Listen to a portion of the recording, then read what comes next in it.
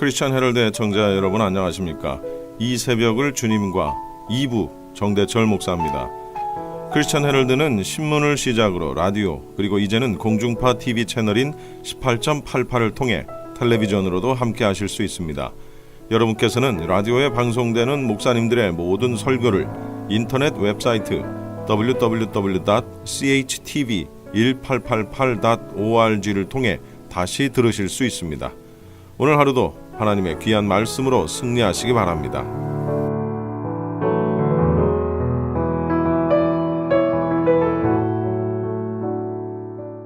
이 시간에는 주예수 사랑교회 김준식 목사님께서 공중 강림과 지상 재림이라는 제목의 설교 말씀해 주시겠습니다. 데살로니가전서 4장 13절에서 17절, 계시록 19장 11절에서 16절 말씀을 본문으로 공중 강림과 지상 재림에 대해서 말씀드리겠습니다. 형제들아, 자는 자들에 관하여는 너희가 알지 못함을 우리가 원치 아니하노니 이는 소망 없는 다른 이와 같이 슬퍼하지 않게 하려 합니다. 우리가 예수께서 죽으셨다가 다시 살아나심을 믿을진대 이와 같이 예수 안에서 자는 자들도 하나님이 그와 함께 데리고 오시리라. 우리가 주의 말씀으로 너희에게 이것을 말하노니 주께서 강림하실 때까지 우리 살아남아 있는 자도 자는 자보다 결단코 앞서지 못하리라.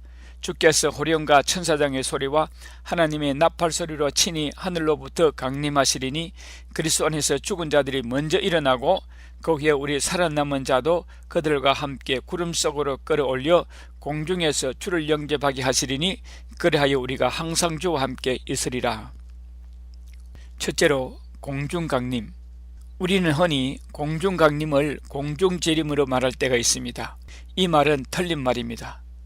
이유는 재림이란 다시 오신다는 뜻인데 예수님이 전에 공중에 오신 일이 없기 때문입니다. 데살로니가전서 4장 16절에 하늘로부터 강림하시리니에서와 같이 공중강림이 맞습니다. 주님의 공중강림은 신부를 맞이하려 공중에 마중 나온 것입니다. 마치 이삭이 신부 리브가를 만나려 강야로 나왔던 것과 같이 주님은 당신의 사랑하는 신부를 만나기 위해 공중에 마중 나온 것입니다. 이제 주님이 공중 강림하시는 특징 7가지를 말씀드리겠습니다. 첫째 특징은 지구상 모든 사람들이 볼 수 있게 능력과 큰 영광으로 오십니다.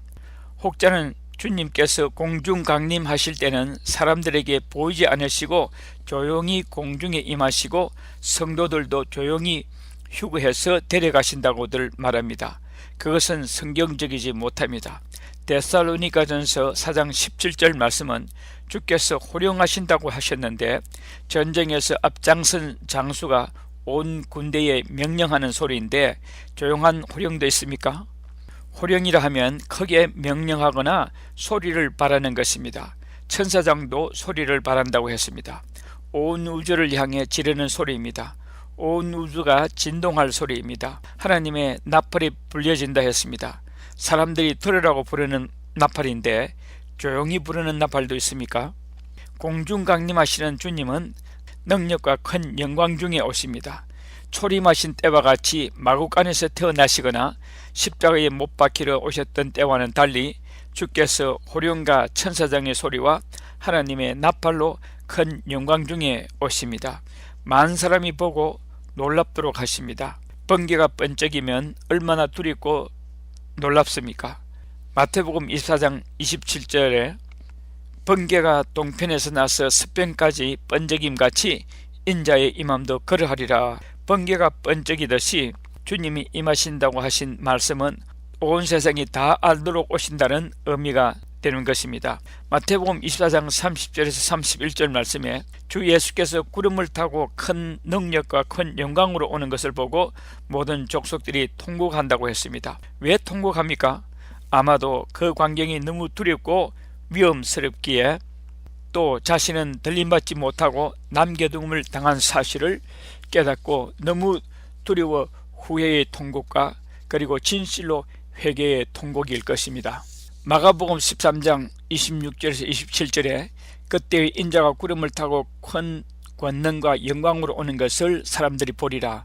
또 그때에 그가 천사들을 보내어 자기가 택하신 자들을 땅 끝으로부터 하늘 끝까지 사방에서 모으리라 했습니다. 마가복음 13장 26절에서 인자가 구름을 타고 큰 권능과 영광으로 오는 것을 사람들이 보리라 하는 말씀에서도 공중강림하시는 예수님은 조용히 아무도 몰래 오시는 것이 아니라 전 지구인들이 보는 가운데서 오신다고 했으며 많은 사람들이 주님의 공중강림을 본다고 했습니다. 두 번째 특징은 구름 타고 오십니다. 구름은 하나님의 임재를 나타내며 하나님의 영광을 나타냅니다. 예수님의 공중강림은 마치 출애굽시에 시내산에 여호와 하나님이 임하시던 때와 같습니다. 출애굽기 19장 16절에 제3일 아침에 우레와 번개와 빽빽한 구름이 산 위에 있고 나팔소리가 심히 크니 진중 모든 백성들이 다 떨더라 해서 예수님이 공중강림하실 때도 구름, 나팔소리, 번개가 있습니다. 출애굽기 40장 30절에 성막이 완성되어 첫 제사를 드릴 때에 회막에 구름이 가득히 덮이고 하나님의 영광이 충만하더라 했습니다. 역대하 5장 13절 14절에 열왕기상 8장 10절에 제사장이 성소에서 나올 때에 구름이 여호와의 성전에 가득하며 제사장이 그 구름으로 말미암아 능히 서서 섬기지 못하였으니 이는 여호와의 영광이 여호와의 성전에 가득함이었더라. 이와 같이 구름은 하나님의 임재와 영광을 나타냅니다. 데살로니가전서 4장 17절에 주님께서 타고 오신 구름 속으로 성도들을 모으시는 것을 알 수 있습니다. 계시록 1장 7절 말씀에서도 볼지어다 구름을 타고 오시리라. 각인의 눈이 그를 보겠고 그를 찌른 자들도 볼 터이요 땅에 있는 모든 족속이 그를 인하여 애고가리니 그러하리라. 아멘 했습니다. 마가복음 13장 26절에서 인자가 구름을 타고 큰 권능과 영광으로 오는 것을 사람들이 보리라 해서도 구름을 타고 오시는 것을 보여줍니다. 마태복음 24장 30절 31절에 그때 인자의 징조가 하늘에서 보이겠고 그때 땅의 모든 족속들이 통곡하며 그들이 인자가 구름을 타고 능력과 큰 영광으로 오는 것을 보리라. 그가 큰 나팔소리와 함께 천사들을 보내리니 그들이 그의 택하신 자들을 하늘 이 끝에서 저 끝까지 사방에서 모으리라 했습니다. 마태복음 26장 64절에서도 예수께서 이르시되 내가 말하였느니라. 그러나 내가 너희에게 이르노니 이후에 인자가 권능의 우편에 앉아있는 것과 하늘 구름을 타고 오는 것을 너희가 보리라 하시니 했습니다. 마가복음 14장 62절에서도 예수께서 이르시되 내가 그니라. 인자가 권능자의 우편에 앉은 것과 하늘 구름을 타고 오는 것을 너희가 보리라 하시니 했습니다.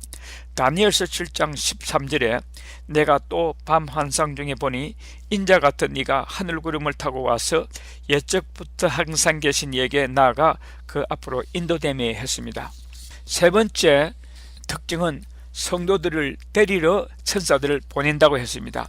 마태복음 18장 10절 말씀과 히브리서 1장 14절에 구원받은 하나님의 자녀들에게 하나님께서 그 성도들을 보호하기 위해 수호천사를 보내신다고 했습니다. 성도가 구원받은 그 순간부터 죽을 때까지 수호천사가 따르는데 우리가 죽을 때에 몸과 영이 분리되어 몸은 시체로 땅속에 묻히고 영은 수호천사가 인도해 천국으로 들어가는 것입니다.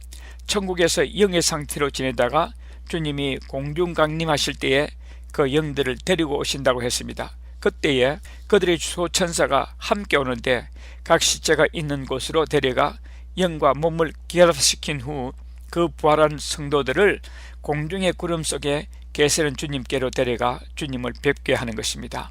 마태복음 24장 31절에 그가 큰 나팔소리와 함께 천사들을 보내리니 그들이 그의 택하신 자들을 하늘 이 끝에서 저 끝까지 사방에서 모으리라 했습니다.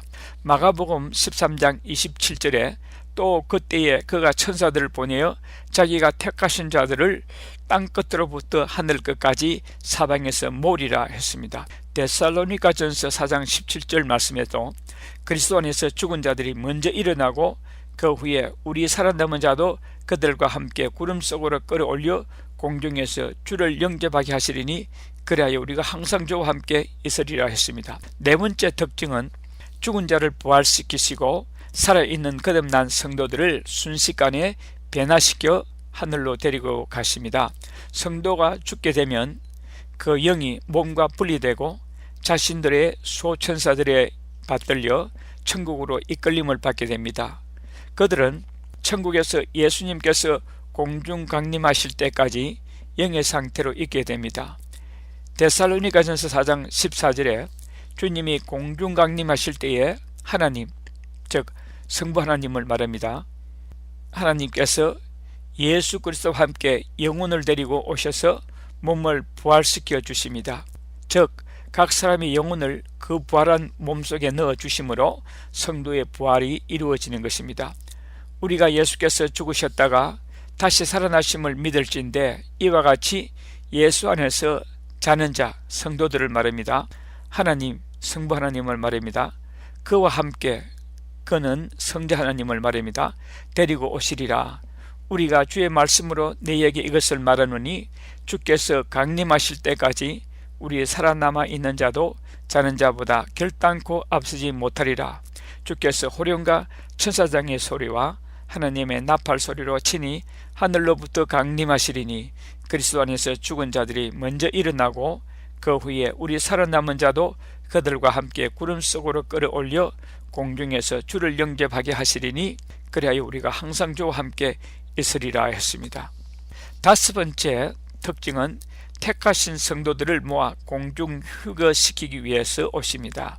마태복음 24장 31절 말씀에 천사들이 하늘 이끝에서 저 끝까지 택하신 성도들을 모으는 것을 공중 강림하실 때임을 우리가 알 수 있습니다. 마가복음 13장 26절에서 27절에서도 그때 인자가 구름을 타고 큰 권능과 영광으로 오는 것을 사람들이 보리라.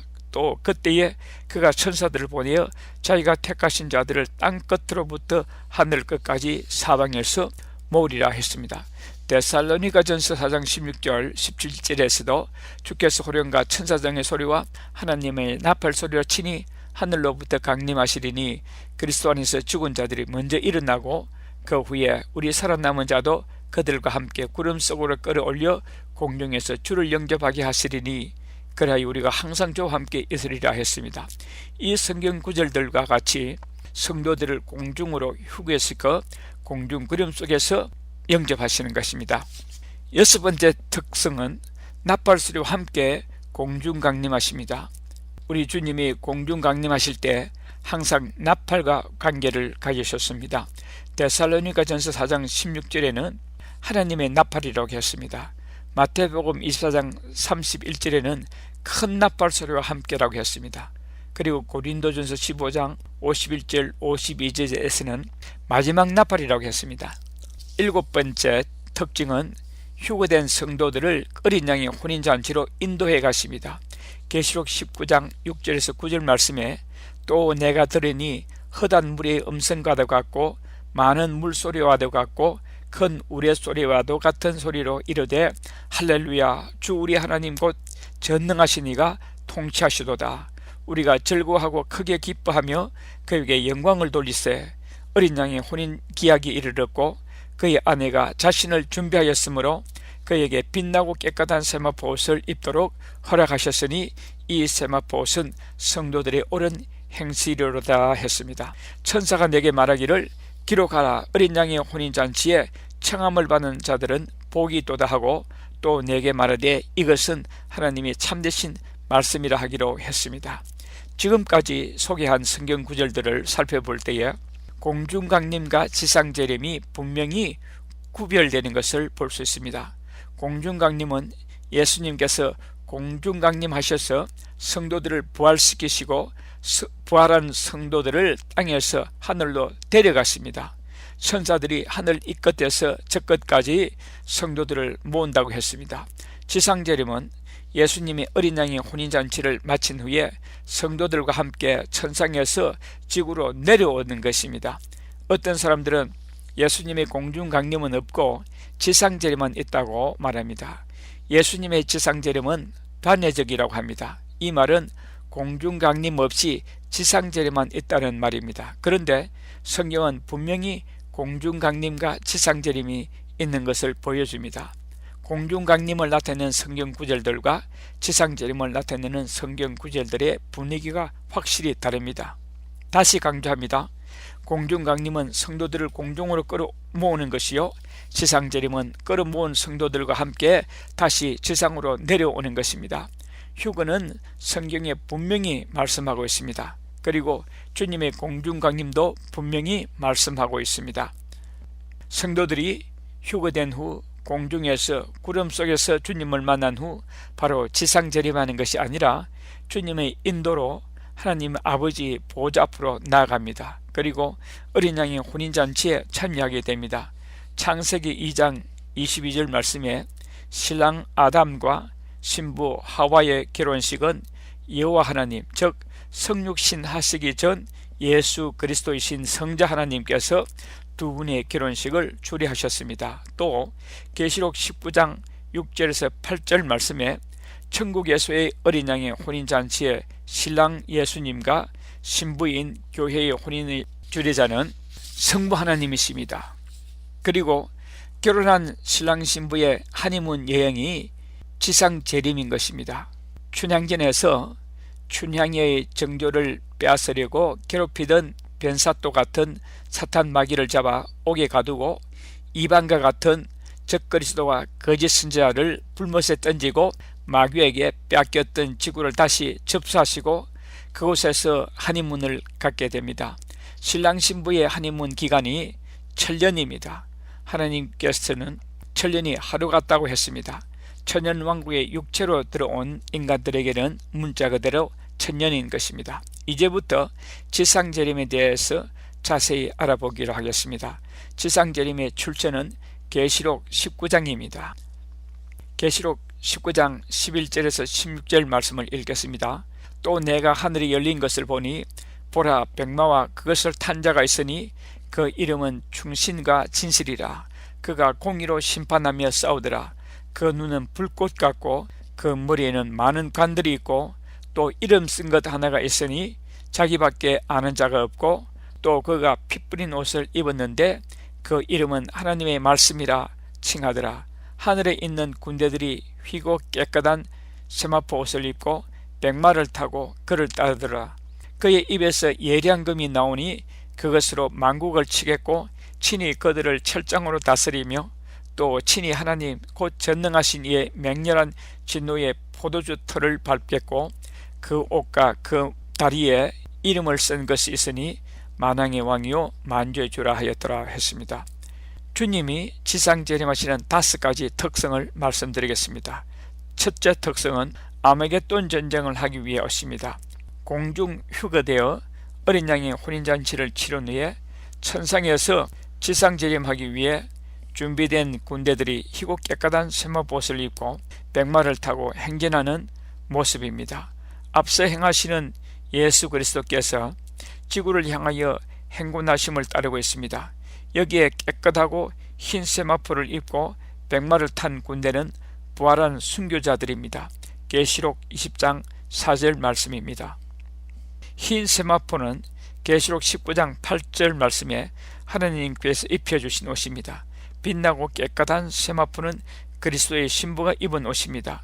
희고 깨끗한 세마포를 입은 군대라고 했으니 부활한 성도들임에 틀림없습니다. 이 군대는 천군 천사들에 대한 언급도 없고 구름을 타고 오신다는 말도 없습니다. 대신에 백마를 타고 오신다고 했습니다. 여기에는 택하신 백성들을 모으려 오는 분위기가 전혀 아닙니다. 만왕의 왕으로 만주의 주로 원수로부터 이 땅을 다시 접수하려 내려오시는 것입니다. 아마겟돈 전쟁은 우주전쟁입니다. 왜냐하면 지구 밖에서 군대가 지구를 향해 행군하고 있으니 지구인의 입장에서 볼 때에 외계인입니다. 외계인과 지구인이 싸우게 되니 아마겟돈 전쟁은 우주전쟁입니다. 요즘 영화나 소설에서 외계인 하는데 외계인의 원조는 요한계시록입니다. 그리고 우주전쟁 역시 그 원조는 요한계시록입니다. 그리고 이 외계인은 바로 예수님과 함께 백마를 타고 온 성도들인데 여러분과 내가 되는 것입니다. 두 번째 특징은 적그리스도와 거짓 선지자를 처단하기 위해서 재림하십니다. 계시록 19장 18절에서 21절 말씀에 왕들의 살과 장군들의 살과 장사들의 살과 말들과 그것을 탄 자들의 살과 자유인들이나 종들이나 작은 자나 큰 자나 모든 자의 살을 먹으라 하더라. 또 내가 보매 그 짐승과 땅의 임금들과 그들의 군대들이 모여 그 말 탄 자와 그의 군대와 더불어 전쟁을 일으키다가 짐승이 잡히고 그 앞에서 표적을 행하던 거짓 선지자도 함께 잡혔으니 이는 짐승의 표를 받고 그의 우상에게 경배하던 자들을 표적으로 미혹하던 자라. 이 둘이 산채로 유황불 붙는 못에 던져지고 그 나머지는 말탄 자의 입으로부터 나오는 금의 죽음에 모든 새가 그들의 살로 배불리더라. 적그리스도와 거짓 선지자가 그들의 두목인 사탄보다 먼저 지옥불의 산채로 던져지는 것을 볼 수 있습니다. 세 번째 특성은 사탄을 잡아 가두기 위해서 지상 재림하십니다. 계시록 20장 1절에서 3절 말씀에 또 내가 보매 천사가 무저갱의 열쇠와 큰 쇠사슬을 그의 손에 가지고 하늘로부터 내려와서 용을 잡으니 곧 옛뱀이요 마귀요 사탄이라. 잡아서 1000년 동안 결박하여 무저갱에 던져 넣어 잠그고 그 위에 임몽하여 1000년이 차도록 다시는 만국을 미혹하지 못하게 하였는데 그 후에는 반드시 잠깐 놓이리라 했습니다. 이것은 1000년 후에 다시 한 번 더 사탄을 써먹기 위해서입니다. 1000년 왕국 동안에 살던 사람들을 골라내기 위해서입니다. 네 번째 특성은 1000년 왕국을 설립하시기 위해 지상 재림하십니다. 이것은 계시록 20장 4절에서 6절 말씀에 있습니다. 다섯 번째 특성은 순교한 성도들과 함께 천년 왕국에서 7년 동안 왕노릇 하시기 위해서 지상 재림하십니다. 또 내가 보좌들을 보니 거기에 앉은 자들이 있어 심판하는 권세를 받았더라. 또 내가 보니 예수를 증언함과 하나님의 말씀 때문에 목배임을 당한 자들의 영혼들과 또 짐승과 그의 우상에게 경배하지 아니하고 그들의 이마와 손에 교회의 표를 받지 아니한 자들이 살아서 그리스도와 더불어 1000년 동안 왕노릇하니 그 나머지 죽은 자들은 그 1000년이 차기까지 살지 못하더라. 이는 첫째 부활이라. 이 첫째 부활에 참여하는 자들은 복이 있고 거룩하도다. 둘째 사망이 그들을 다스리는 권세가 없고 도리어 그들이 하나님과 그리스도의 제사장이 되어 7년 동안 그리스도와 더불어 왕노릇하리라 했습니다.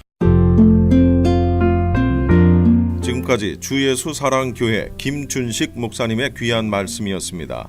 주예수 사랑교회는 17910 사우스 프레얼리 애비뉴 토렌스에 위치하고 있으며 주일 오전 11시, 수요일 저녁 7시 30분에 예배가 있습니다.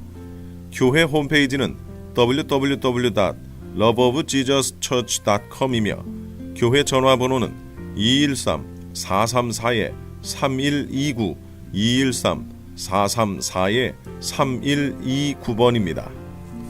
김준식 목사님께서는 21세기의 세계 동향을 계시록의 시각으로 해석하는 요한계시록의 증언이라는 제목의 책을 2권을 펴내셨습니다.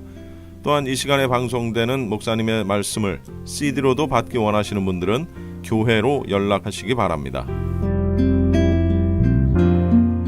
이어서 복음장로교회 김상덕 목사님께서 열왕기상 19장 1절로 7절까지를 본문으로 왜 성령의 능력이 필요한가라는 제목의 설교 말씀해 주시겠습니다. 엘리야 선지자의 아주 약함의 모습을 기록해 두셨습니다. 구약에 하나님께서 쓰셨던 많은 사람들 중에서 하나님의 능력의 사람으로 쓰임받은 사람 중에 한 사람이 엘리야입니다.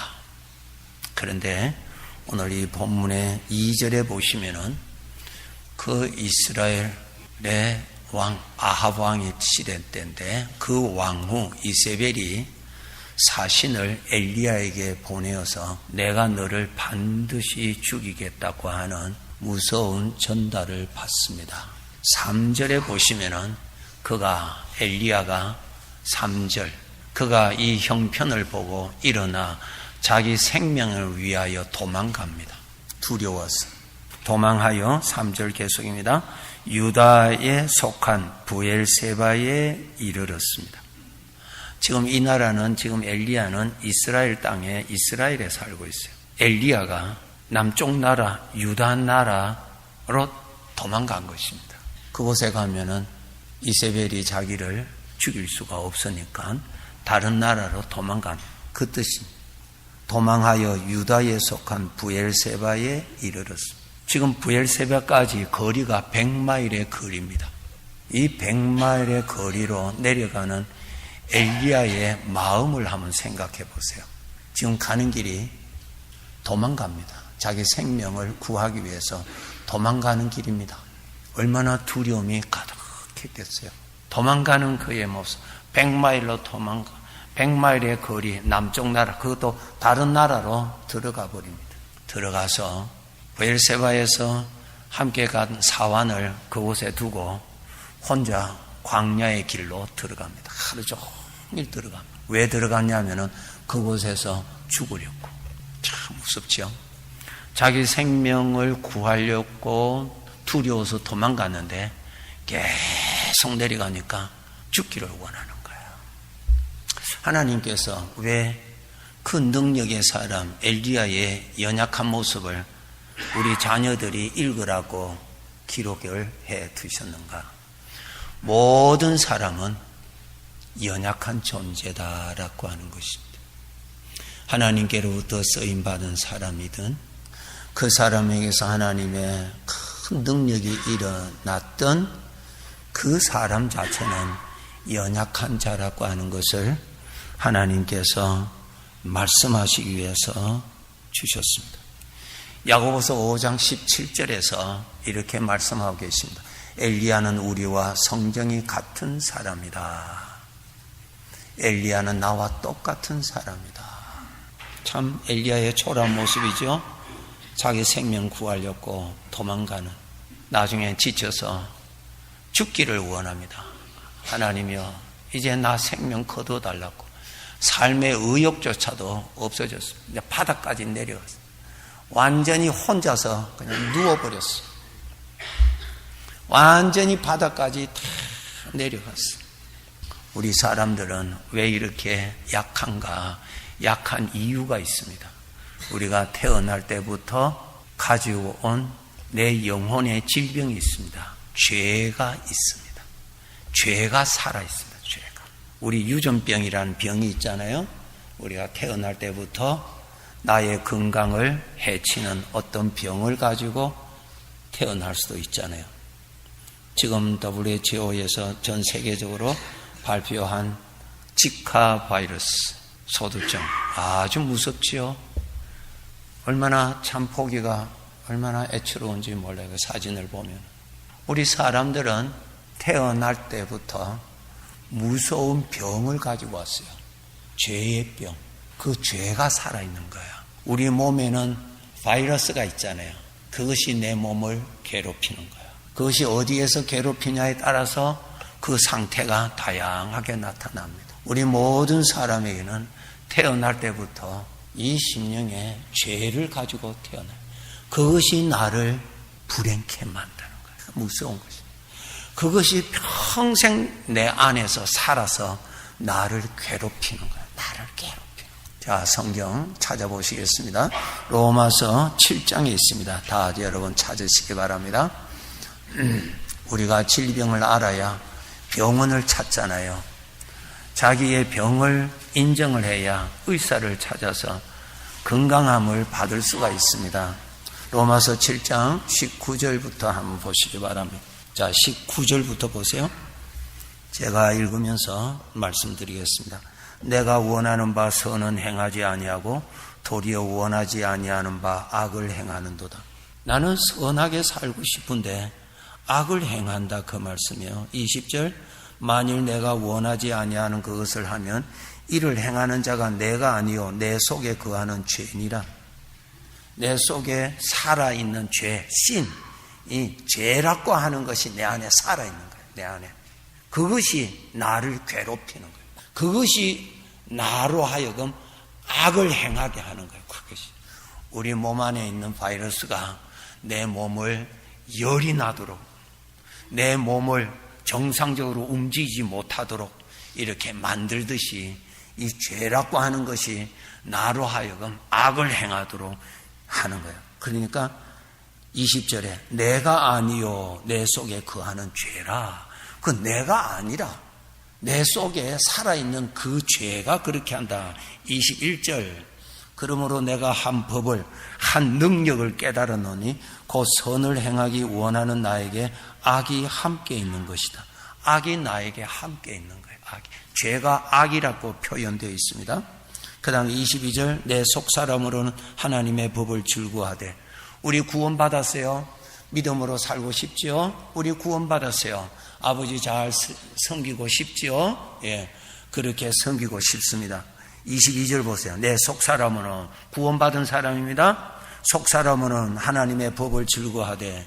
23절입니다. 내 지체 속에서 한 다른 법이 능력이 있는데 내 마음의 법과 싸워. 그 다음 보세요. 내 지체 속에 있는 죄의 법으로, 죄의 능력으로 나를 사로잡는 것을 내가 본다. 죄가 나는 신앙생활을 하고 싶고 아버지 잘 섬기고 싶는데 그 죄의 능력이 나를 사로잡아서 나를 끌고 와버리는 거예요. 우리 말씀 들으면은 말씀대로 살고 싶지요. 그런데 살고 싶은 나를 죄의 능력이 나를 사로잡는다 그래요. 그 구절 여러분 표시해 놓으세요. 23절입니다. 나를 사로잡습니다. 그만큼 능력이 있습니다. 그것이 나를 사로잡아서 나를 끌고 가버리는 거예요. 그것이 나를 사로잡아서 나를 괴롭히는 거예요. 그것이 나를 사로잡아서 자기가 원하는 대로 끌고 가버리는 거예요. 오늘 본문에 엘리야 보세요. 엘리야가 지금 어디로 갑니까? 저 남쪽으로 브엘세바까지 갑니다. 100마일이라고 하는 긴 거리로 갑니다. 누가 잡았어요? 그를 잡아서 끌고 가는 거예요. 두려웠어요. 두려움은 어디서 옵니까? 성령으로부터 오는 것 아닙니다. 죄에서 옵니다. 불안은 어디서 옵니까? 성령으로부터 나오는 것 아니에요. 죄에서 나오는 거예요. 죄의 균에서 나오는 거예요. 죄. 이게 전부 다 죄에서 나오는 거예요. 그것이 나를 잡아서 나를 끌고 가는 거예요. 지금 엘리야가 끌고 어디로 갑니까? 자기가 두려워서 가는 거예요. 계속 끌려갑니다. 그 다음 계속 끌려가서 나중에는 죽기를 원하는 거예요. 그냥 모든 좌절이 성령으로 주십니까? 아니요. 죄에서 나오는 것입니다. 그것이 다 영적인 병입니다. 병. 그러니까 그것이 나를 괴롭히는 거예요. 내 몸 안에 있는 바이러스가 내 몸을 괴롭히고 내 몸을 쓰고 싶지만은 쓰지 못하도록 괴롭히듯이 그것이 나를 괴롭히는 거예요. 그것이 나를 괴롭히는 거예요.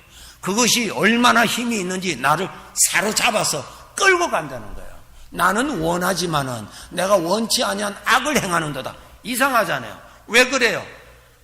강한 그 죄의 세력이 나를 사로잡아서 끌고 가는 거예요. 24절 로마서 7장 24절에 오라 나는 공고한 사람이다. 공고한 사람이라는 말은 나는 불행한 사람이구나. 태어날 때부터 좋지 아니하는 병을 가지고 그 병으로 일평생 산다면은 정말로 그거는 얼마나 힘들 거예요. 태어날 때부터 우리가 가지고 온 병이에요. 그게 병이에요. 병. 그것이 나를 사로잡아서 나를 괴롭히는 거예요. 어려움으로 끌고 가는 거예요. 고독으로 끌고 가는 거예요. 그래서 나를 좌절시키는 거예요. 나를 두려움으로 끌고 가는 거예요. 누가? 죄의 세력이 나를 사로잡아서 끄는 거예요. 여기에서 우리가 알아야 될 것이 나는 참 연약한 자구나. 죄가 나를 얼마든지 끌고 갈 수가 있는 것이구나 깨닫습니다. 베드로 보세요. 베드로가 예수님 앞에 예수님, 다른 제자들은 혹시 예수님 두려워서 도망갈지라도 나는 절대로 도망가지 않겠습니다. 예수님 죽으시는 데까지 나도 가겠습니다. 각오했습니다. 그 각오가 거짓이었습니까? 아니요. 충성된 마음이었습니다. 그런데 어떻게 됐어요?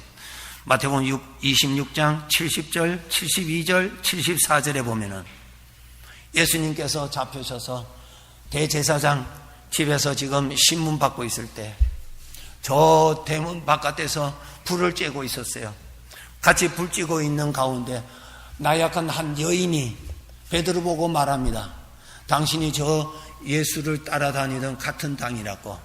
그렇게 했을 때 나는 저 사람이 누구인지를 모른다.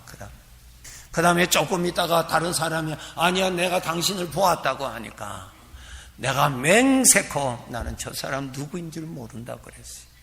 그 다음에 한 그 제사장의 종이 불을 쬐다가 베드로를 보았습니다. 당신이 저 당이라고 했을 때 내가 저를 저주한다고, 내가 저를 저주하고 내가 맹세코 내가 모른다 그랬어요. 베드로가 나중에 얼마나 통곡했겠어요. 얼마나 통곡했겠어요. 왜 그런 일이 일어납니까? 아무리 내가 결단을 하더라도 죄의 세력이 나를 사로잡아서 끌고 가면은 끌려간다는 거예요. 죄의 세력이 나를 잡고 넘어뜨리면은 그냥 넘어진다는 거예요. 이러니 우리가 어떻게 해야 되겠어요?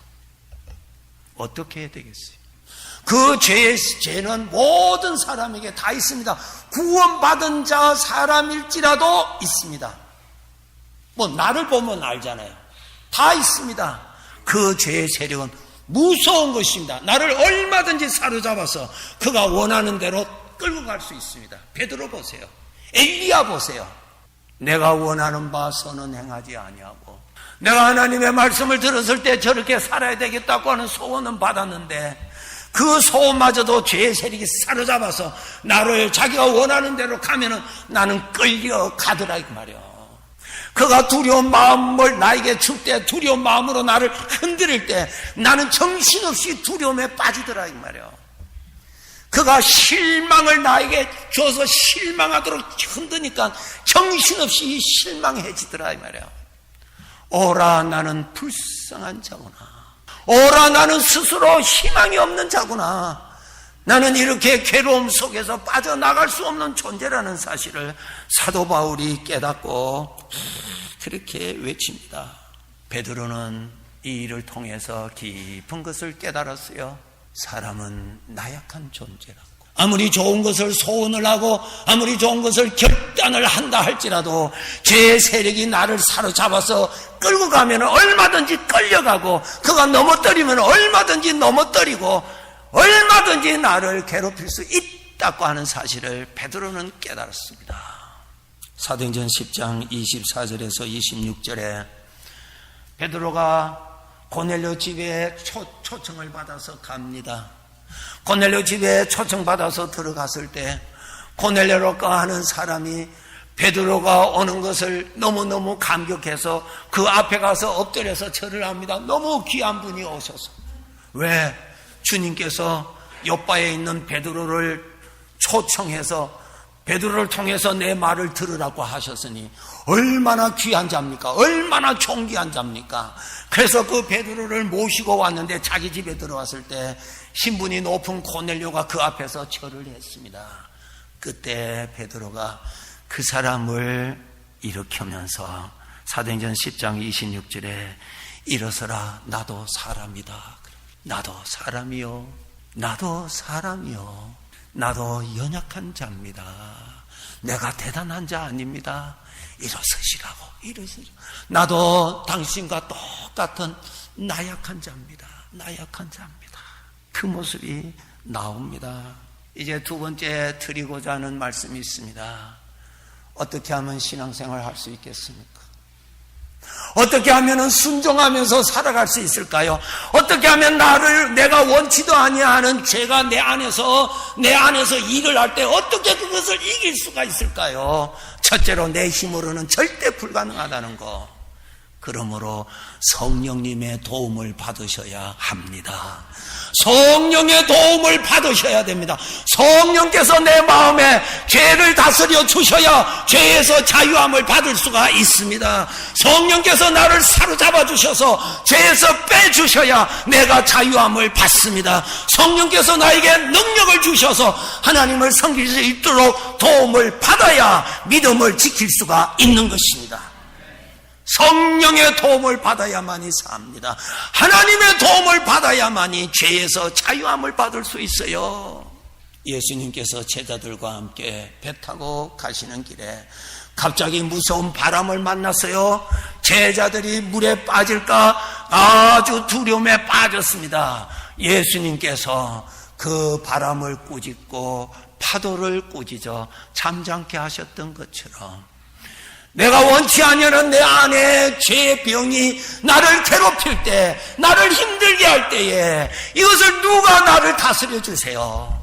성령님이여 다스려 주옵소서. 성령이여 내 마음을 지켜 주시옵소서. 성령이여 나를 구원해 주옵소서. 성령님의 은혜를 간구하셔야 하는 것입니다. 성령님의 도우심을 받으셔야 됩니다. 우리 사람은 도움을 받아서 삽니다. 음식의 도움을 받아야 살 수 있어요. 공기의 도움을 받아야 살 수 있습니다.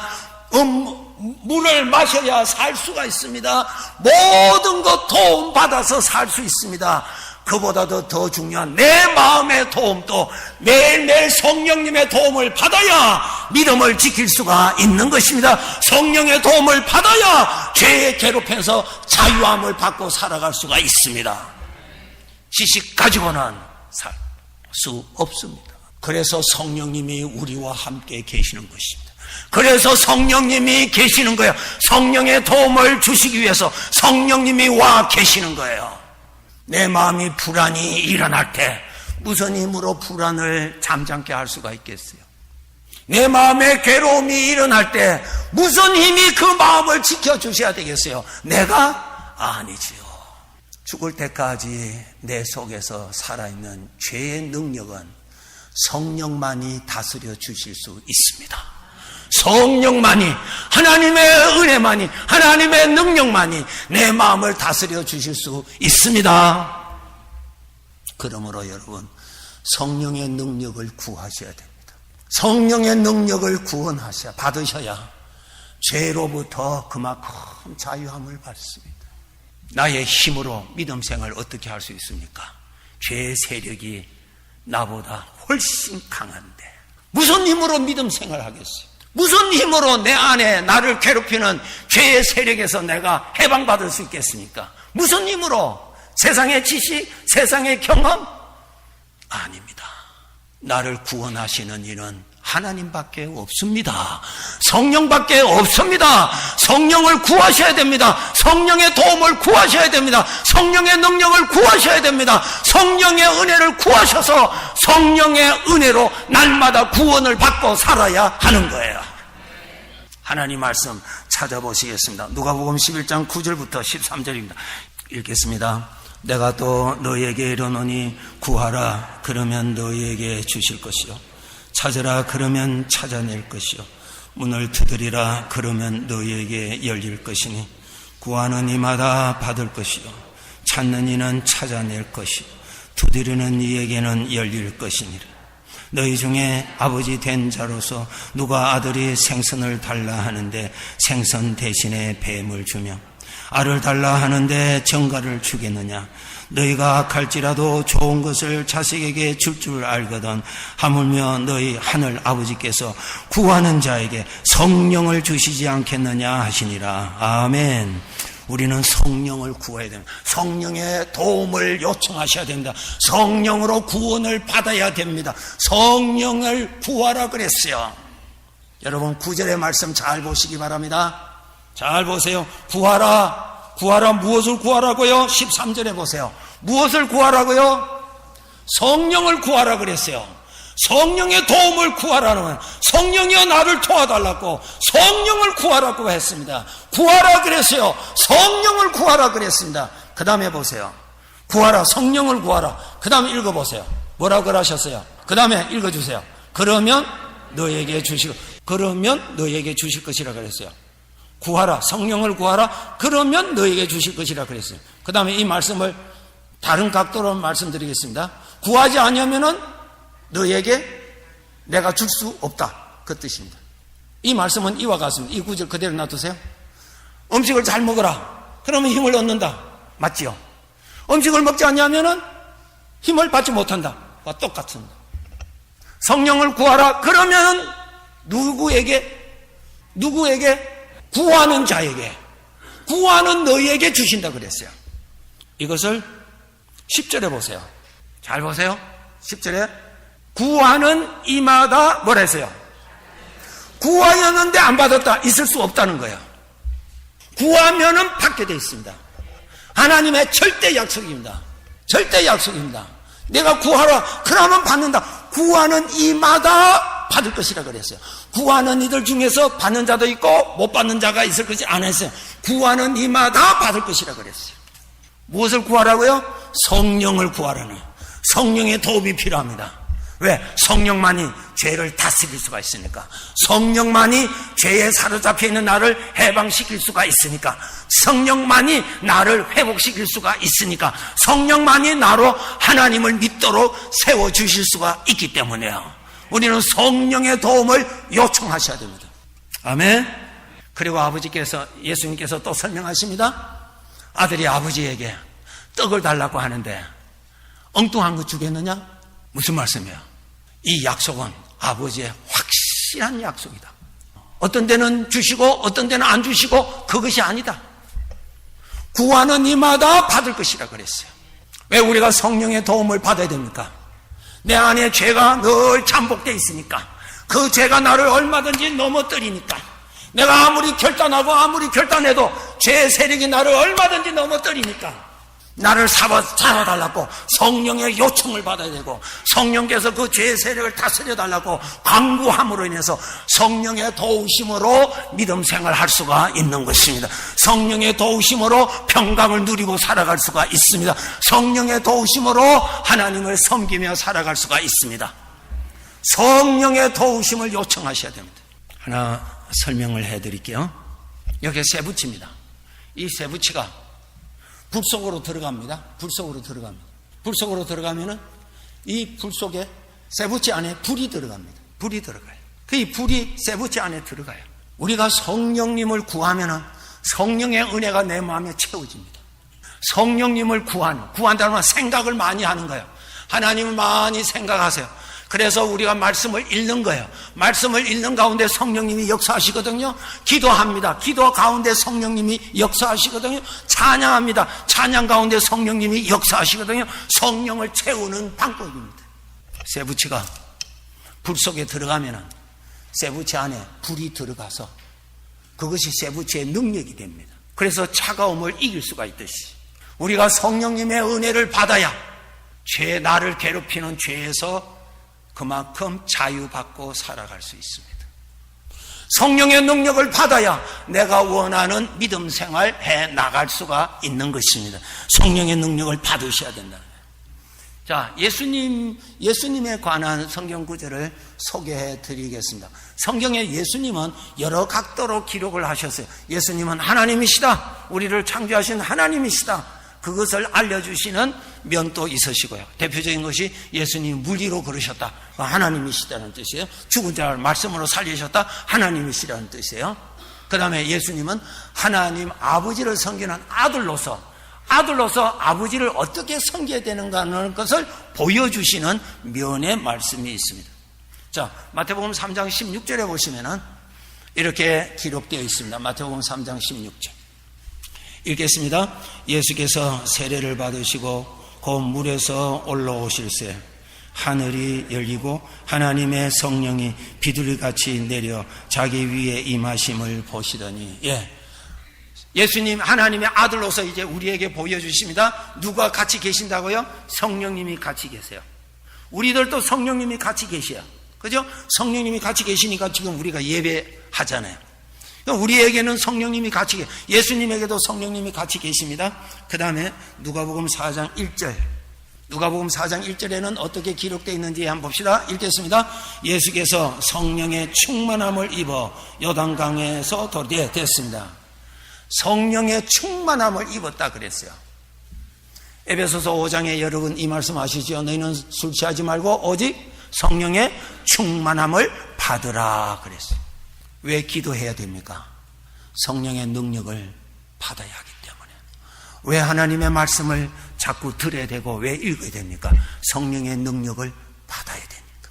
왜 우리가 찬송을 해야 됩니까? 성령의 능력을 받아야 되기 때문에. 성령의 능력을 받아야 내 안에 있는 죄의 세력에서 내가 자유함을 받을 수 있고 성령의 도움을 받아야 믿음 생활을 할 수가 있는 것입니다. 아무리 건강한 사람일지라도 나는 음식 안 먹어도 돼. 왜? 나는 건강하니까. 그건 말이 안 되는 것입니다. 신앙생활 잘 하시든지 신앙생활을 못 하시든지 어떻든 우리는 성령의 도움을 매일매일 받아야만이 우리가 믿음 생활을 할 수가 있고 평강의 생활을 할 수가 있는 것입니다. 성령께서 다스려 주셔야 됩니다. 내 안에 있는 무서운 죄 누가 다스려 주신다고요? 성령님만이 다스려 주십니다. 나를 믿음 생활을 할 수 있도록 이끌어 가게 하시는 이가 성령의 능력이십니다. 우리는 이 능력을 받아야 됩니다. 예수님께서 이 능력을 받기 위해서 얼마나 열심히 하셨는가를 성경구절을 읽고 오늘 말씀 마치도록 하겠습니다. 마가복음 1장 35절입니다.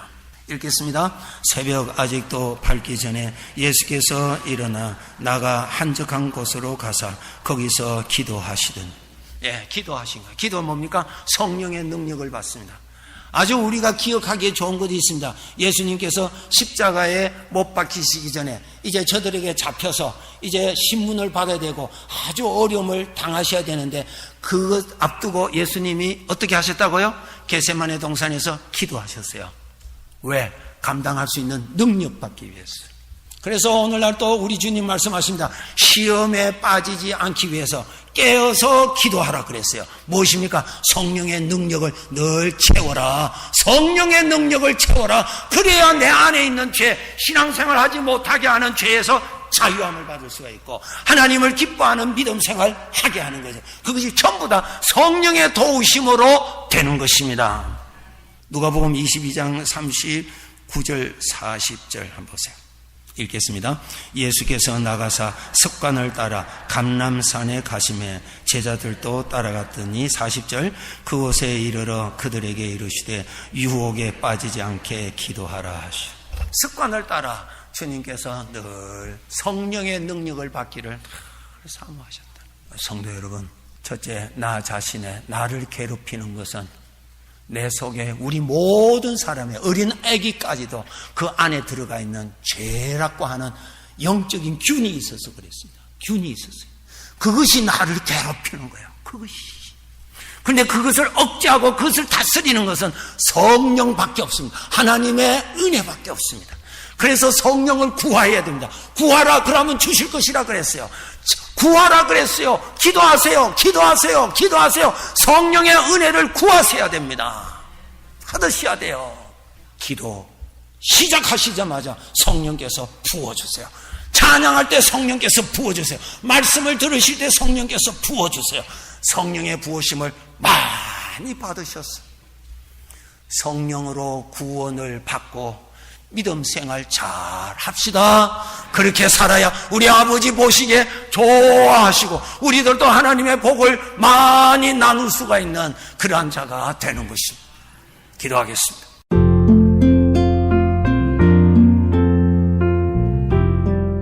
지금까지 복음장로교회 김상덕 목사님의 설교 말씀이었습니다. 복음장로교회는 1751 웨스트 라하브라 블루버드 라하브라에 위치하고 있으며 교회에 대한 안내나 신앙상담은 562 지역번호 694-6214 562-694-6214로 문의하시기 바랍니다. 지금까지 크리스천 헤럴드의 이 새벽을 주님과 함께 하셨습니다. 오늘 하루도 주님의 은혜 가운데 거하며 승리하는 삶을 사시기 바랍니다.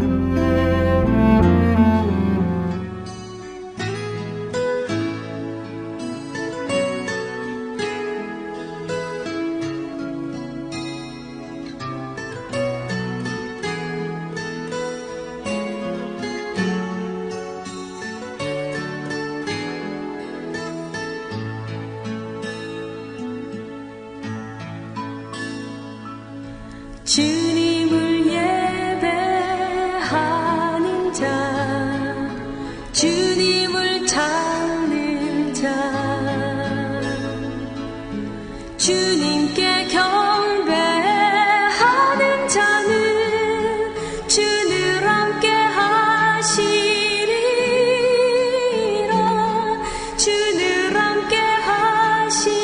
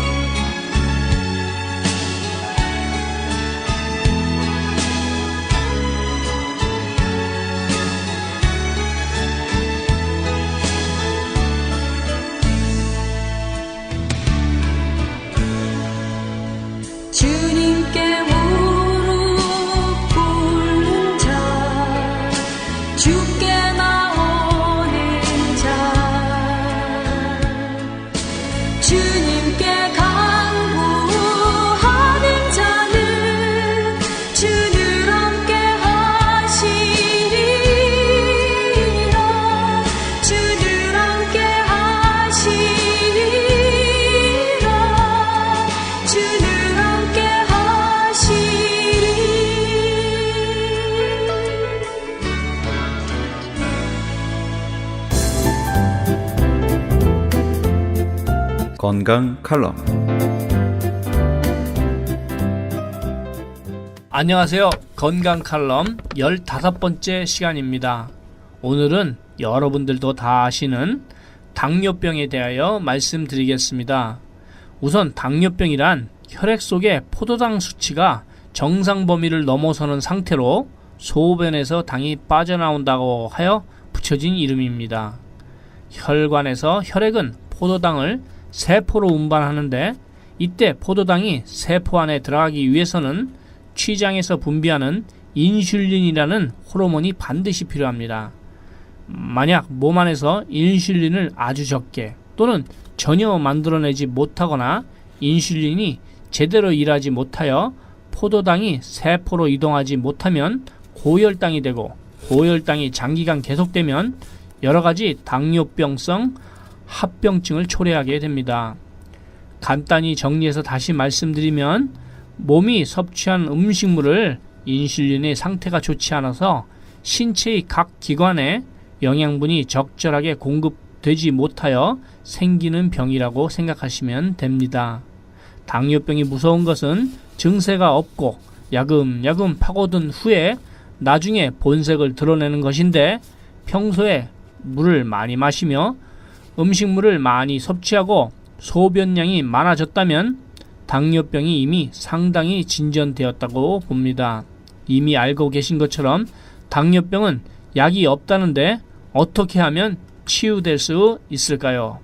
혈액만 깨끗해진다면 당뇨병에도 걸리지 않고 걸린 당뇨병에서도 완치될 수 있습니다. 지난주 건강 칼럼에서 소개해드린 2년 동안 일주일에 3번 피를 걸렀던 사람이 기적의 영양제 M3를 2달 복용하시고 일주일에 1번 신장 투석을 하게 되었다고 소개해드렸는데, 일주일이 지난 지금은 피를 걸를 필요가 없다고 병원에서의 진단이 나왔다고 합니다. 만약 필요하시다면 병원 진단서를 보여드릴 수도 있고 그분을 만나게도 해드릴 수 있습니다. 기적의 영양제 M3는 하나님의 말씀 창세기 1장 29절대로 만들어진 유태인 특수 영양제입니다.